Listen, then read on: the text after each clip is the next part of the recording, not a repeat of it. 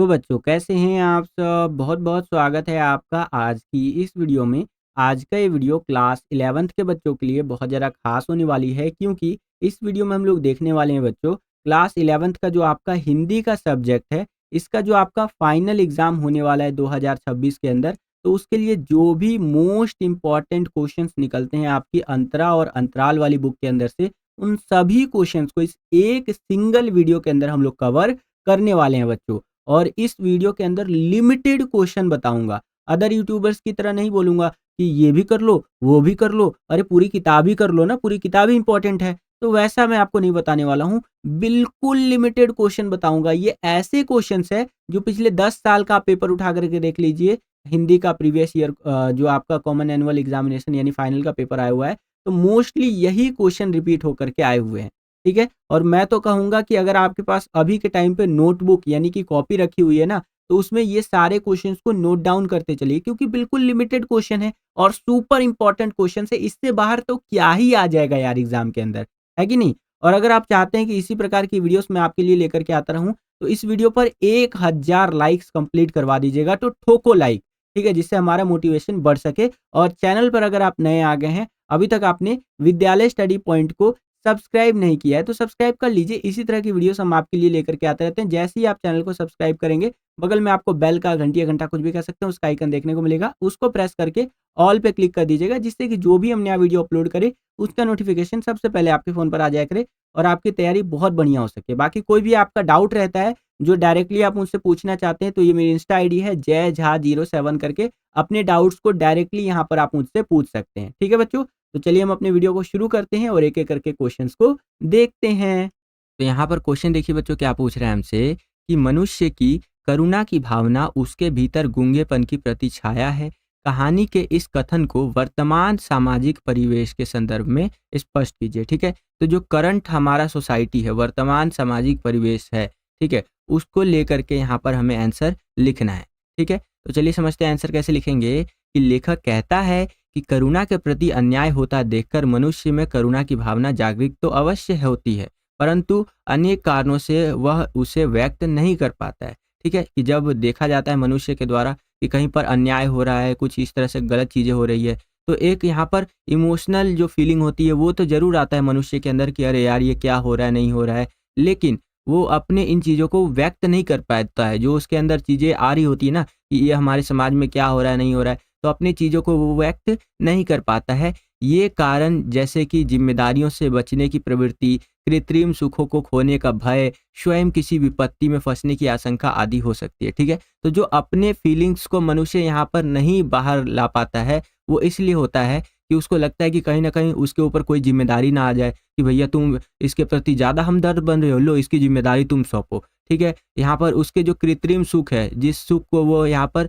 Enjoy कर रहा है, कहीं न कहीं उसके सुख ना चले जाए, ठीक है? और स्वयं पर विपत्ति ना आ जाए, खुद ना फँस जाए। तो इन आशंकाओं के कारण वो क्या करता है, जो उसके अंदर फीलिंग आ रही होती है, उसको वो दबा करके रखता है, कभी वो उसको बाहर नहीं आने देता है, ठीक है? उसकी करुणा की भावना को कर्म रूपी में परिवर्तित नहीं होने देते हैं ये चीज़ें, ठीक है? जो उसके अंदर एक भावना उमड़ करके आती है कि ये गलत चीज़ हो रहा है हमारे समाज में, ये चीज़, तो वो बस वहीं तक सीमित रह जाता है, कभी भी वो उसको भावना से वो कुछ कर नहीं पाता है। क्यों? क्योंकि उनको इस चीज़ों का डर रहता है कि उसका सुख ना चला जाए, वो खुद ना फँस जाए, समझ रहे हैं?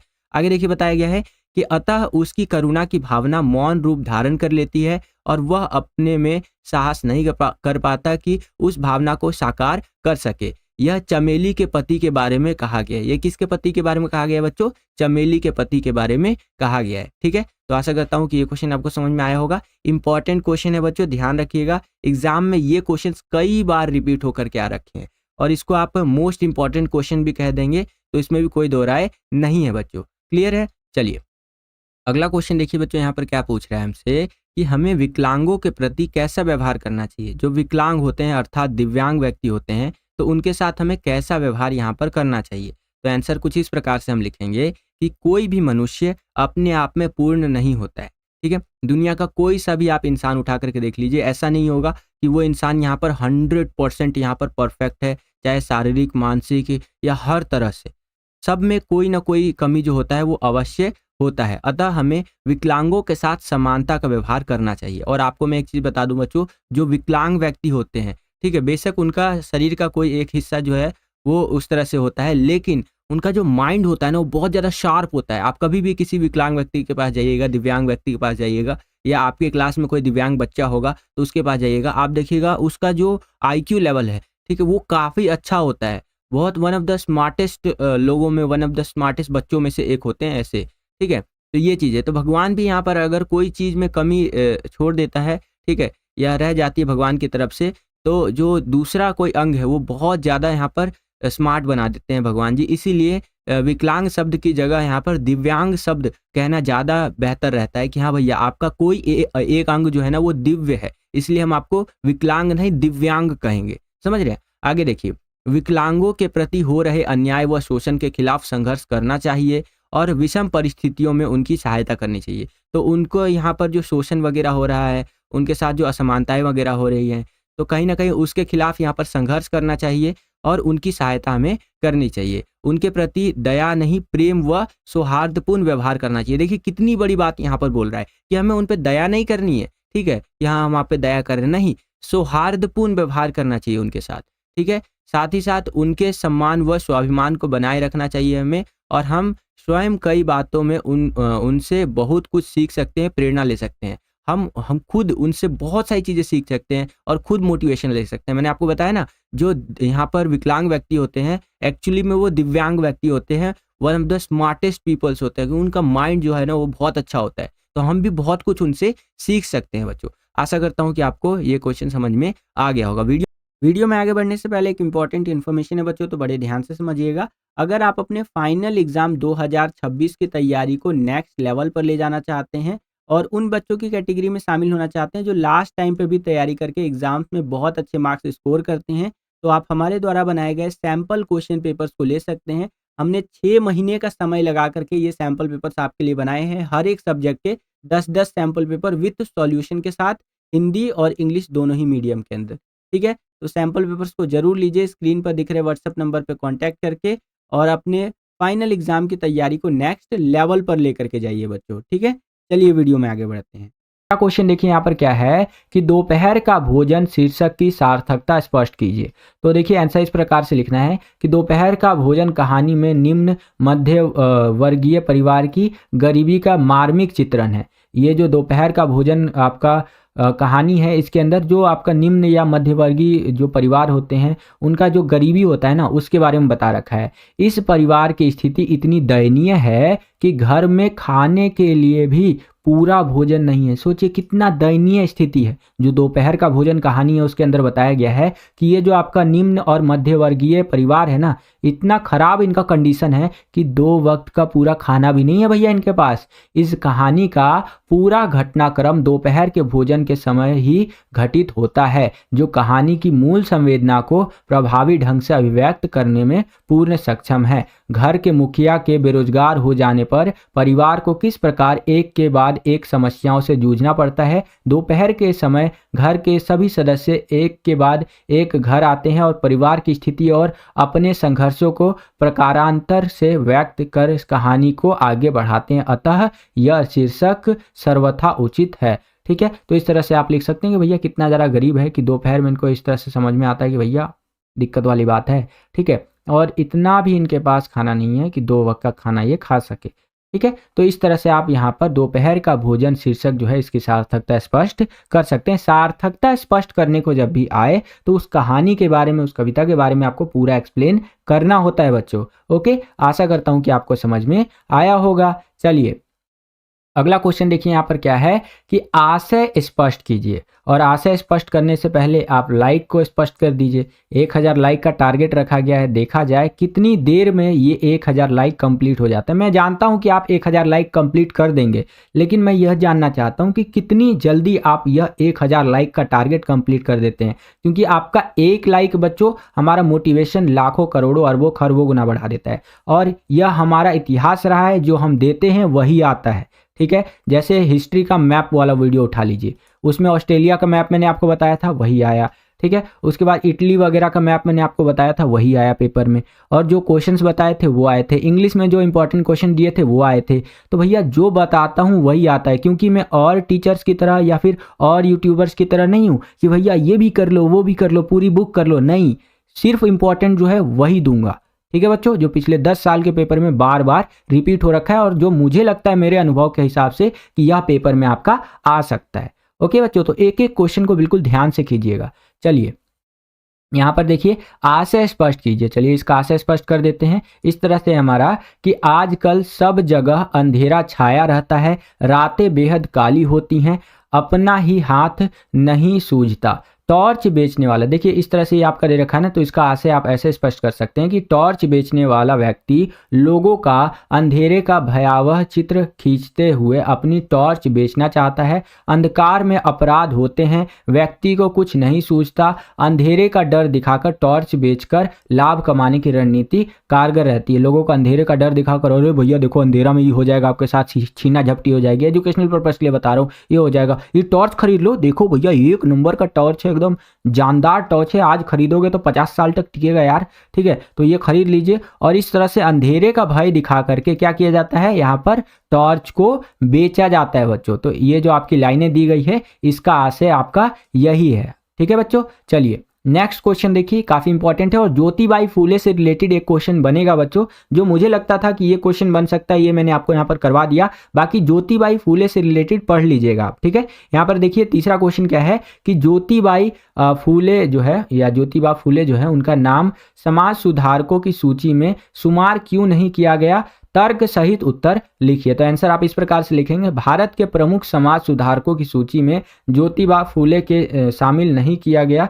इसके प्रमुख कारण थे, पहला कि उच्च वर्गीय सूची निर्माता, इस सूची को बनाने वाले लोग समाज के उच्च संभ्रांत वर्ग व ब्राह्मणवादी मानसिकता व उनके अधिकारों के समर्थक थे और वे स्वयं समाज के इसी वर्ग से संबंधित थे। जो इस सूची को बनाते हैं कि हाँ भैया कौन अच्छा है कौन खराब है, वो खुद ऊंची पद पर थे, इसीलिए उन्होंने ज्योतिबा फूले का नाम इसके अंदर नहीं लिया। नेक्स्ट, ज्योतिबा फूले के क्रांतिकारी विचार, वे नहीं चाहते थे कि ज्योतिबा फूले के क्रांतिकारी मानवतावादी विचार आम जनता तक पहुंचे। इस कारण से ही यहाँ पर हमें देखने को मिला कि उनका जो नाम है यहाँ पर वो समाज सुधारकों की सूची में टॉप पे नहीं था, नहीं यहाँ पर हमें देखने को भी मिला। ठीक है, आगे यहाँ पर बता रखा है, इसका कारण यह था कि यदि आम जनता उनके विचार से प्रभावित हो गई तो समाज के निम्न वर्ग पर से उनका वर्चस्व समाप्त हो जाएगा। इसलिए भी यहाँ पर समाज के उच्च और कह लीजिए धनी वर्ग ब्राह्मणवादी सोच के लोगों ने उनका नाम नहीं रखा, इसलिए क्योंकि भैया अगर इनके विचार लोग पढ़ने लग गए, जनता पढ़ने लग गई, तो भैया इनका जो दबदबा है ना ऊंचे वर्ग वालों का, वो दबदबा छिन जाएगा।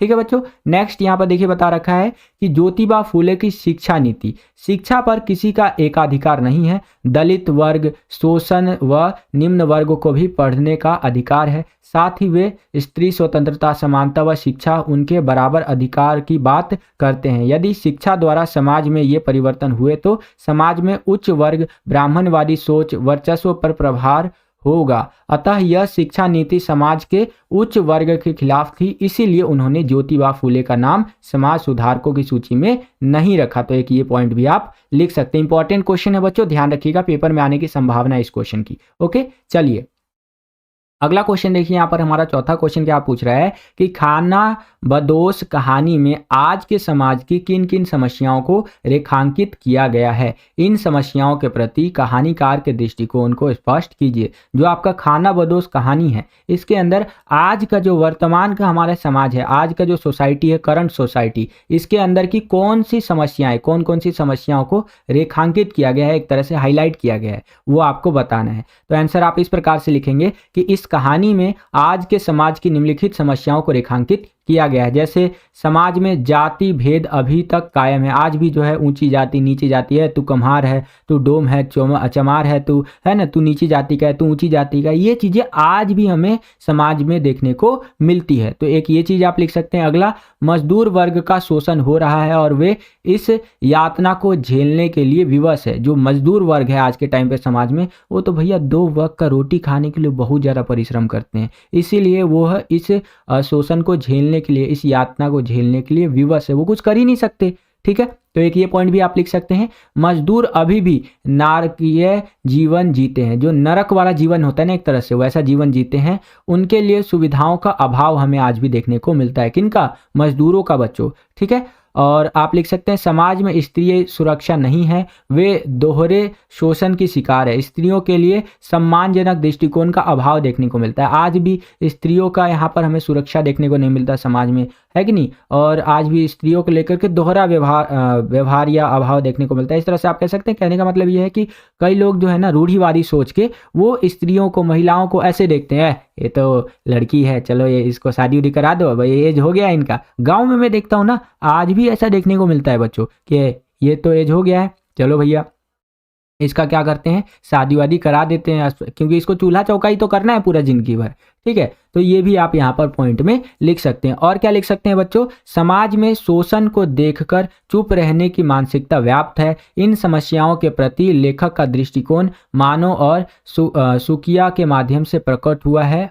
दोनों अपना जीवन जीना चाहते हैं परंतु शोषणकारी तरीके से। ठीक है। तो इस तरह से आप यहाँ पर आंसर लिख सकते हैं। आशा करता हूँ कि आपको समझ में आया होगा। नेक्स्ट क्वेश्चन देखिए, गूंगे ने अपने स्वाभिमानी होने का परिचय किस प्रकार दिया? तो आंसर इस तरह से लिखेंगे कि गूंगे ने अपने सीने पर हाथ रखकर संकेत किया कि उसने आज तक किसी के सम्मुख हाथ नहीं फैलाया है। ठीक है। तो इस तरह से गूंगे ने क्या किया? अपने स्वाभिमानी होने का परिचय दिया कि भैया ये सीने पे हाथ रख रहा हूं, ये इस बात का संकेत है कि आज तक मैंने किसी के सामने हाथ नहीं फैलाया। गूंगे ने कभी भीख नहीं मांगी। गूंगे ने अपनी भुजाओं को दिखाया और संकेत किया कि उसने मेहनत करके खाया है भैया। साथ ही साथ यहाँ पर गूंगे ने पेट बजाकर यह बताया कि उसने यह सब अपने पेट के लिए किया है। सोचिए कितने यहाँ पर सभ्य तरीके से वो बता रहा है कि देख यो जोगिंदर, यो तारा भाई जोगिंदर, मजाक कर रहा हूँ, फ्लो में आ गया। तो यहाँ पर गूंगे ने यहाँ पर अपने सीने पे हाथ रख के बताया कि आज तक मैंने कभी हाथ नहीं फैलाया, भीख नहीं मांगी मैंने,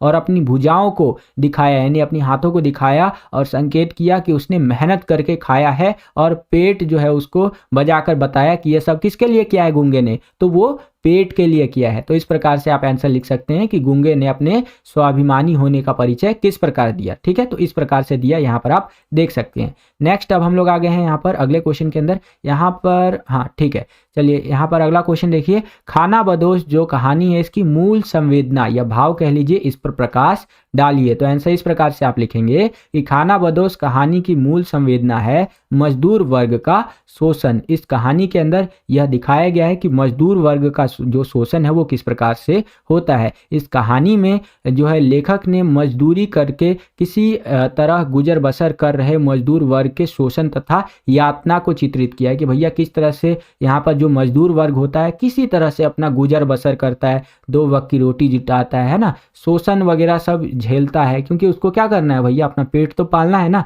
तो यही सब चीज़ों का चित्रण यहाँ पर किसने किया है? लेखक ने किया है बच्चों। ठीक है। मजदूर यदि इज्जत के साथ जीना भी चाहे तो सूबे सिंह जैसे समृद्ध और ताकतवर लोग उन्हें जीने नहीं देते। हमारे समाज में व्याप्त जातिवादी मानसिकता भी समाज को बांटने में अहम भूमिका निभाती है। शोषक वर्ग इसको एक हथियार के रूप में अपने पक्ष में प्रयोग करता है। ठीक है। तो यहाँ पर बेसिकली यही बताया गया है कि मजदूर अगर अपना अच्छे से जीना भी चाहे तो जो अमीर लोग हैं वो उनको दबाने का प्रयास करते हैं। ठीक है। तो यही सारी चीज़ें आपका इस कहानी के अंदर बताया गया है, जो कि आप मूल संवेदना के अंदर लिख सकते हैं बच्चों। ओके, आशा करता हूँ कि आपको समझ में आया होगा। वीडियो पॉज करके आप पूरा का पूरा रीड भी कर सकते हैं, इंपॉर्टेंट है, ये भी ध्यान रखिएगा। नेक्स्ट क्वेश्चन देखिए क्या है हमारा, कि चाचा जानकी और लाल के प्रति सहानुभूति तो रखता था किंतु वह डरता है, यह डर किस प्रकार का है? तो आंसर इस प्रकार से लिखेंगे कि चाचा जानकी और लाल के प्रति सहानुभूति तो रखता था परंतु वह सरकार से डरता था। वह जमींदार था, जमींदारी सरकार की कृपा पर टिकी थी। अगर वह लाल का साथ देता तो उसे चिंता थी कि कहीं वह सरकार को कोप भाजन न बन जाए। ठीक है। यानी कि सरकार से एक तरह से कट न जाए। प्रलोभन और डर मनुष्य को उनके कर्तव्यों से विमुक्त कर देता है। ठीक है। तो इस तरह से आंसर आप इस क्वेश्चन का लिख सकते हैं बच्चों। ओके, तो अब हम लोग आ गए हैं 8वें क्वेश्चन के अंदर। इसको ध्यान से देखिए क्या कह रहा है कि कृष्ण को सुजान कनोड़े क्यों कहा गया है? तो आंसर इस तरह से लिखेंगे, सुजान का अर्थ है चतुर और कनोड़े का अर्थ होता है बच्चों कृपा से दबे रहने वाला। ठीक है। कृष्ण को सुजान कनोड़े इसलिए कहा गया है क्योंकि वे मुरली के अधीन होकर कार्य करते हैं। मुरली ने चतुर कृष्ण को भी अपना कृतज्ञ बना लिया है और वे मुरली की आज्ञा का पालन करते हैं, इसीलिए यहाँ पर कृष्ण को सुजान और कनोड़े कहा गया है बच्चों। ठीक है, चैनल पर अगर आप नए आ गए हैं, विद्यालय स्टडी पॉइंट को अभी तक आपने सब्सक्राइब नहीं किया है तो सब्सक्राइब कर लीजिए। इसी तरह की वीडियोस हम आपके लिए लेकर के आते रहते हैं। जैसे आप चैनल को सब्सक्राइब करेंगे, बगल में आपको बेल का घंटा कुछ भी कह सकते हैं उसका आइकन देखने को मिलेगा, उसको प्रेस करके ऑल पे क्लिक कर दीजिएगा, जिससे कि जो भी हम नया वीडियो अपलोड करें उसका नोटिफिकेशन सबसे पहले आपके फ़ोन पर आ जाया करे और आपकी जो तैयारी है एग्जाम्स के लिए वो और भी बेहतर से बेहतर तरीके से हो सके। 9वां क्वेश्चन देखिए बच्चों यहाँ पर क्या है कि भारतेंदु के समय हिंदुस्तान की दशा कैसी थी। ठीक है, तो आंसर आप इस प्रकार से लिखेंगे कि भारतेंदु जी के समय देश की सामाजिक, धार्मिक, राजनीतिक, आर्थिक स्थिति पिछड़ी हुई थी। ठीक है, यानी कि देश की कोई सी भी स्थिति उठा करके आप देख लीजिए, चाहे वो सामाजिक स्थिति हो, धार्मिक स्थिति हो, राजनीतिक स्थिति हो, आर्थिक स्थिति हो, सारी स्थितियों में हमारा देश क्या था, पिछड़ा हुआ था। देश पर अंग्रेजों का शासन था। ठीक है बच्चों, तो भारतेंदु के समय हिंदुस्तान की दशा ये बताई गई है कि आपका जो हमारा देश है उसके ऊपर किसका शासन था, अंग्रेजों का। वह हमारा सारा कच्चा माल सस्ते दामों पर खरीद कर अपने देश भेजते थे और वहाँ का माल हमारे देश में मनमानी कीमतों पर बेचते थे। देखिए, हमारा कच्चा माल जो था, रॉ मटेरियल, वो खरीद लेते थे, उससे वो पका हुआ माल यानी कि जो फाइनल प्रोडक्ट है उसको बना देते थे और हमारे देश में आकर के मनमाने दाम पे बेचते थे। अंग्रेज लोगों ने तो इतना ज़्यादा जुल्म ढा रखा था हमारे देश के ऊपर, हमारे देश के लोगों के ऊपर, कि हमारे देश में नमक बनाने की भी आज़ादी नहीं थी। जी हाँ बच्चों, वही नमक जो आप अपने घर में आपकी मम्मी जो है वो सब्जी वगैरह में, दाल में, अलग अलग खाने में डालती होंगी, हमारे देश के लोगों को नमक बनाने की भी आज़ादी नहीं थी। सोचिए, अंग्रेजों ने कितना ज़्यादा जुल्म ढाया था हमारे देश के ऊपर, 200 साल तक लूटा था हमें दबा करके। समझ रहे बच्चों, आगे देखिए क्या बताया गया है, जिससे हमारे उद्योग धंधे ठप हो गए। अब देखिए, वो मनमानी रेट पर अगर कोई चीज़ बेचेंगे, क्योंकि हम उनके गुलाम थे तो हमें खरीदना ही था। ठीक है, और कच्चा माल सस्ते में ले जाते थे और बाकी फाइनल प्रोडक्ट जो बना हुआ माल था वो महंगे में बेचते थे, जिससे हमारे उद्योग धंधे ठप हो गए, खेती बिगड़ गई, आर्थिक स्थिति कमज़ोर होने लगी। इन सभी का देश की आम जनता पर सबसे ज़्यादा प्रभाव हमें देखने को मिला, क्योंकि उनका दोहरे स्तर पर शोषण हो रहा था। ठीक है, तो ये आप लिख सकते हैं, एक तो उच्च वर्गीय सामंतवादी सोच के कारण, दूसरा अंग्रेजी शासन के रूप में समाज में बहुत सारी कुरीतियां थी, जैसे अंधविश्वास, जादू टोना, जाति प्रथा, यहाँ पर अनमेल विवाह, छुआछूत, धर्म के आधार पर भेदभाव, दलित समस्या, स्त्रियों की दीनहीन दशा, बाल विवाह, अशिक्षा, विधवा पुनर्विवाह न होना आदि। इस प्रकार देखा जा सकता है कि भारतेंदु के समय समाज में राजनीतिक, आर्थिक, धार्मिक प्रत्येक स्तर पर भेदभाव, शोषण, अन्याय, हीन भावना आदि व्याप्त हमें देखने को मिली थी बच्चों। तो इस प्रकार से इस क्वेश्चन का आंसर आप लिख सकते हैं। ठीक है, चलिए अब हम लोग आ गए हैं 10वें क्वेश्चन के अंदर। यहाँ पर देखिए क्वेश्चन क्या है हमारा कि बादलों का वर्णन करते हुए कवि को कालिदास की याद क्यों आती है, बताइए। तो आंसर आप इस प्रकार से लिखेंगे कि बादलों का वर्णन करते हुए कालिदास की याद कवि को इसलिए आती है कि कालिदास द्वारा रचित मेघदूत में धन कुबेर ने यक्ष को 1 वर्ष का जो निर्वासन दंड दिया था, उस अवधि में यक्ष ने मेघ बादल को दूत बनाकर अपनी प्रिया के पास अपने संदेश भेजा था। तो एक ये चीज लिख सकते हैं जिस कारण से उसको कालिदास की याद आती है, और चीज लिख सकते हैं कि कवि ने स्थानों को खोजने का प्रयास किया जिनका उल्लेख मेघदूत में है, पर वे कहीं नहीं मिले, न आकाश गंगा मिली और न वह मेघ मिला, इसी कारण कवि को उनकी याद आती है बच्चों। तो इस कारण से आप यहाँ पर लिख सकते हैं कि कालिदास को, कवि को जो है कालिदास की याद आती थी। ठीक है, चलिए 11वां क्वेश्चन देखिए बच्चों, यहाँ पर क्या पूछ रहा है हमसे कि मनुष्य क्यों मरता है, पंक्ति में निहित व्यंग्य स्पष्ट कीजिए। ठीक है, तो आंसर आपको इस प्रकार से लिखना है, इस पंक्ति में यह व्यंग्य निहित है, यानी व्यंग्य इसके अंदर है कि जो लोग अन्याय अत्याचार को झेलते हैं वे मरे हुए के समान होते हैं। जिंदा लोगों को मरे हुओं के समान जीवन नहीं बिताना चाहिए, उसे मृतकों के समान नहीं रहना चाहिए। निरंकुश व्यवस्था के विरुद्ध उसे अपनी आवाज उठानी चाहिए। व्यवस्था को जनतांत्रिक बनाने के लिए हस्तक्षेप करना चाहिए। इसीलिए यहाँ पर बताया गया है कि मनुष्य क्यों मरता है। ठीक है, यहाँ पर यही कह रहा है बेसिकली बच्चों कि जो व्यक्ति जीवित है उनको चुप नहीं रहना चाहिए। अगर कोई चीज़ गलत हो रहा है, कोई अत्याचार हो रहा है, तो उसको झेलते हुए नहीं रहना चाहिए, उसके खिलाफ आवाज़ उठाना चाहिए। क्योंकि मृत व्यक्ति कभी आवाज़ नहीं उठाता, जीवित व्यक्ति ही आवाज़ उठाता है। ठीक है, तो इस प्रकार से आंसर आपको लिखना है। 12वां क्वेश्चन देखिए बच्चों, यहाँ पर क्या है कि माँ की आंखें पड़ाव से पहले ही तीर्थ यात्रा की बस के 2 पंचर पहिए हैं। कैसे? तो आंसर इस तरह से लिखेंगे कि कवि सुदामा पांडे धूमिल ने माँ की आंखों को तीर्थ यात्रा की बस के 2 पहिए कहा है। पड़ाव शब्द का प्रयोग प्रतीकात्मक है, वह मनुष्य का प्रतीक है। 2 पंचर पहिए का प्रतीकार्थ है ज्योति विहीन 2 आंखें, अपेक्षित गंतव्य तक न पहुंच पाने की यातना पंचर पहिए से व्यक्त होती है बच्चों। तो इस प्रकार से आंसर आपको लिखना है। देखिए कुछ क्वेश्चंस के आंसर आपको थोड़े टफ लग सकते हैं, इसका कारण ये है जिस भी बच्चे को टफ लग रहा है उसने पूरे साल भर कुछ नहीं पढ़ा है। ठीक है, तो अगर आपको कोई क्वेश्चन का आंसर टफ लगता है इसका मतलब ये बिल्कुल भी नहीं है, कतई नहीं है कि वो क्वेश्चन एकदम ऐसा है कि पेपर में नहीं आ सकता है। जो भी क्वेश्चन मैं इस वीडियो में आपको बता रहा हूँ सारे इंपॉर्टेंट है, एक एक क्वेश्चन को बिल्कुल ध्यान से देख करके जाइएगा बच्चों। ठीक है, नेक्स्ट क्वेश्चन देखिए यहाँ पर क्या है हमारा, और ये सारे questions verified bye Krishna sir है। ठीक है, मेरे से भी ज़्यादा अनुभव कृष्णा सर का है 11वीं कक्षा को पढ़ाने का, तो उनका भी बिल्कुल वेरिफिकेशन मिल चुका है कि हाँ बच्चों को ये क्वेश्चन करवा दिए जाए जय सर, तो मैं आपको ये क्वेश्चन करवा रहा हूँ बिल्कुल डिटेल में स्टडी करके। ठीक है, तो एक एक क्वेश्चन को बिल्कुल ध्यान से देखते हुए चलिए बच्चों। 13वां क्वेश्चन देखिए क्या है, कामिन को है बालम प्यारा ज्यों प्यासे को नीर रे से कबीर का क्या आशय है, स्पष्ट कीजिए। तो कबीर जी बताना चाहते हैं कि जिस प्रकार किसी प्यासे को पानी की सर्वाधिक चाहत होती है वह उसके लिए तड़पता है तथा उसकी प्राप्ति के लिए हर संभव प्रयत्न करता है, और पानी मिलते ही उसके कंठ की प्यास बुझ जाती है और उसे चैन आ जाता है। ठीक उसी प्रकार कामिनी अर्थात स्त्री को अपना बालम अर्थात पति बहुत ज़्यादा प्यारा होता है। यहाँ आत्मा को कामिनी यानी स्त्री के रूप में माना गया है और आत्मा को अपने परमात्मा अत्यंत प्रिय लगते हैं, उसके बिना वह बेचैन है क्योंकि उसका चैन परमात्मा के पास ही है। तो इस तरह से बताया गया है कि अगर किसी को प्यास लग रहा है तो उसको भैया यहाँ पर पानी की ज़रूरत है, जैसे पानी मिल गया वो उसका प्यास बुझ गया। ठीक है, उसको चैन आ गया। और उसी प्रकार से एक जो स्त्री होती है, एक जो महिला होती है, उसको अपने पति से बहुत ज़्यादा प्यार होता है,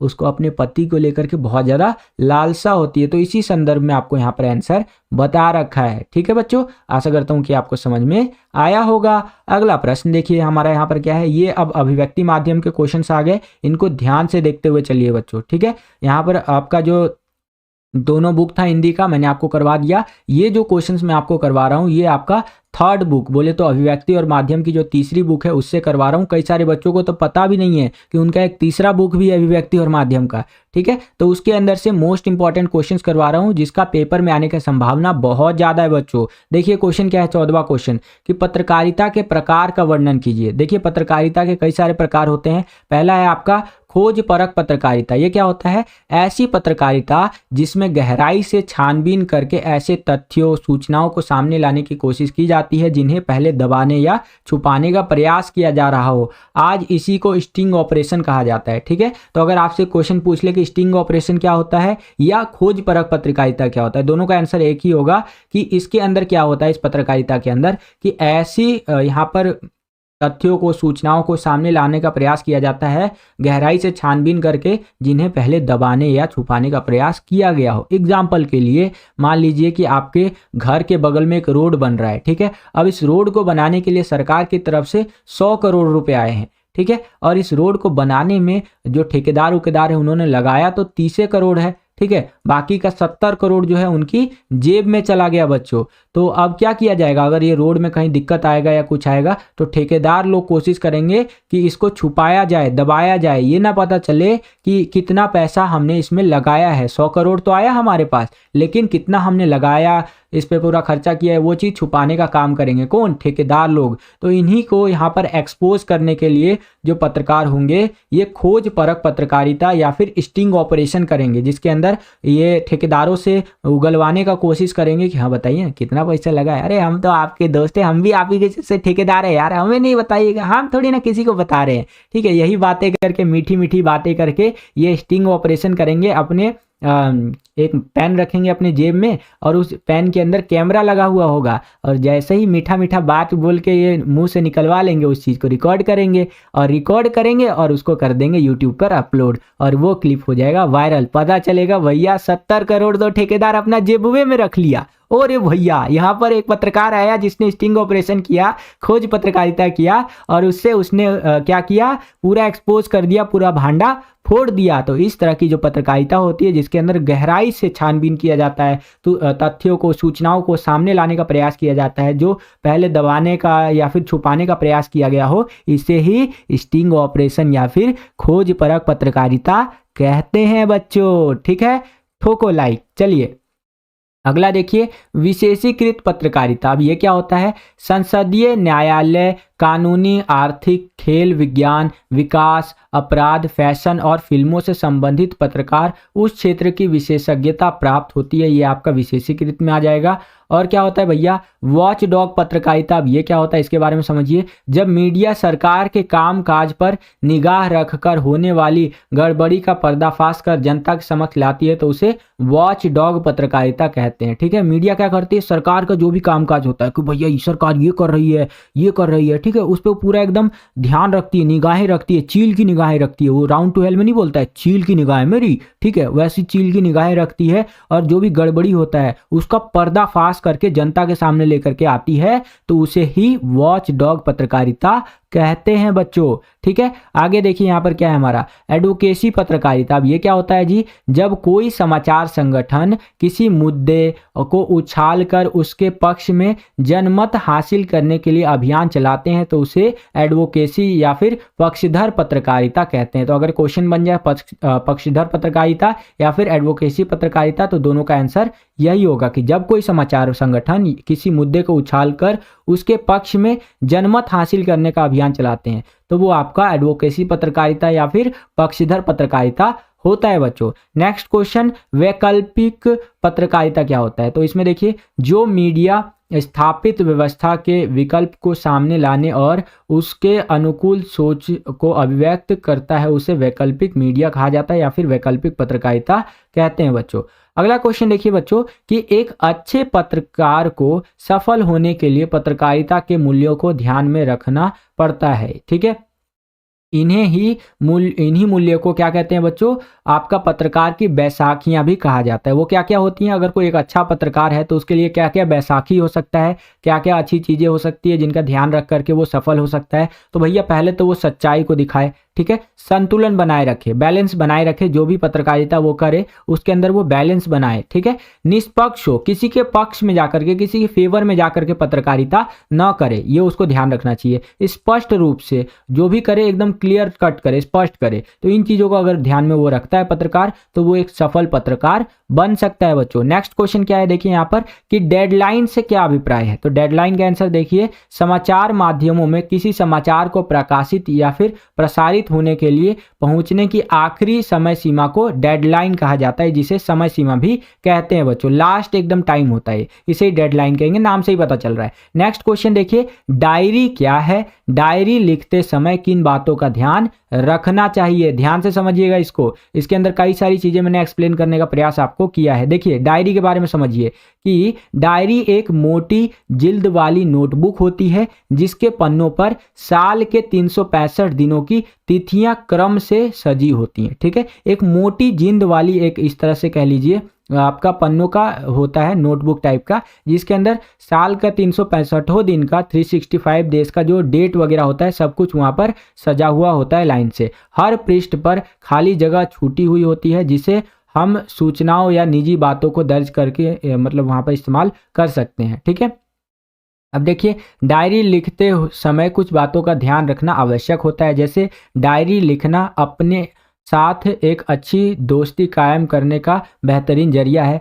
डायरी या तो किसी नोटबुक में या पुराने साल की डायरी में लिखी जानी चाहिए। पुराने साल की डायरी में पहले ही छपी हुई तिथियां की जगह अपने हाथ से तिथि डालना चाहिए। जो पुराना डायरी होगा उसके अंदर पहले का डेट वगैरह होगा तो उसको काट के अभी का डेट डालना चाहिए, अगर आप पुराना डायरी इस्तेमाल करते हैं तो ये आपका डायरी लिखते समय कुछ बातों का आपको ध्यान रखना चाहिए वो बताया गया है। और इसके भी नीचे अगर चले बच्चों तो आपको यहाँ पर देखने को मिलेगा कि कुछ प्रसिद्ध डायरियाँ और उनके लेखक बता रखे हैं। जैसे the diary of a young girl, ये काफ़ी फेमस डायरी है जो कि एनी फ्रैंक के द्वारा लिखी गई है, जिसके अंदर युद्ध वगैरह के बारे में बहुत सारी चीज़ें मेंशन की गई है, जो कि बहुत अच्छा है। कभी आपको समय मिले तो पढ़िएगा। अगला है एक साहित्यकार की डायरी, जो कि आपका गजानंद माधव मुक्ति बोध जी का है। ठीक है, तो इस तरह से आप यहाँ पर कुछ फेमस डायरियों के बारे में देख सकते हैं और उनके लेखक के बारे में देख सकते हैं। तो यहाँ पर आपका 17वां क्वेश्चन समाप्त होता है। 18वां क्वेश्चन देखिए बच्चों, यहाँ पर क्या है कि दृश्य लेखन से क्या अभिप्राय है। जो आपका दृश्य लेखन होता है वो क्या होता है, तो इसकी जो परिभाषा है, इसकी जो डेफिनेशन है उसको समझिए बच्चों। जब किसी फिल्म या धारावाहिक, फिल्म मतलब आपको फिल्म तो पता ही होगा, धारावाहिक सीरियल वगैरह की बात कर रहा है, कि किसी भी दृश्य में दिखाए जाने वाले दृश्य को, ठीक है, या फिर कोई पात्र, कोई कैरेक्टर हो, कोई संवाद हो या अन्य होने वाली क्रियाओं का लिखित रूप तैयार किया जाता है। अतः किसी भी दृश्य का संक्षिप्त शैली में वर्णन किया जाता है। जो भी चीज़ वहाँ दिखाई जानी है उसको छोटे तौर पे वर्णन किया जाता है। उसकी भाषा कौशल हो सकती है, कल्पना शक्ति हो सकती है, शब्दों पर अधिकार आदि हो सकता है। इसके आधार पर प्रस्तुति को दृश्य लेखन कहते हैं। ठीक है, जो भी चीज़ आपको लिख करके दिया जा रहा है, ठीक है, और उसको पढ़ करके आपको एक तरह से वहाँ पर जाके एक्ट करना है। जैसे कोई हीरो वगैरह होता है जो फिल्म वगैरह में काम करते हैं, तो उनको पहले एक स्क्रिप्ट दिया जाता है, ठीक है, उसको देख करके वो उनको एक्ट करना होता है। तो कुछ इस तरह से आप यहाँ पर समझ सकते हैं। दृश्य लेखन के आवश्यक तत्व क्या होने चाहिए? दृश्यों की संख्या होनी चाहिए, उसके अंदर समय का ध्यान रखना चाहिए, स्थान जरूरी है, पात्र जरूरी है। ये दृश्य लेखन के आवश्यक तत्व है बच्चों। ठीक है, बस बच्चों यही था आज का ये वीडियो। आशा करता हूँ आपको ये वीडियो पसंद आया होगा। अगर आपको ये वीडियो पसंद आया तो कर दीजिए ज़्यादा से ज़्यादा लाइक। जितना ज़्यादा वीडियो को आप लाइक करेंगे उतना ज़्यादा हमारा मोटिवेशन बढ़ता है इसी तरह की वीडियोस को बनाने के लिए। चैनल पर अगर आप नए आ गए हैं, विद्यालय स्टडी पॉइंट को अभी तक आपने सब्सक्राइब नहीं किया है तो सब्सक्राइब कर लीजिए। इसी तरह की वीडियोस हम आपके लिए लेकर के आते रहते हैं। जैसे ही आप चैनल को सब्सक्राइब करेंगे,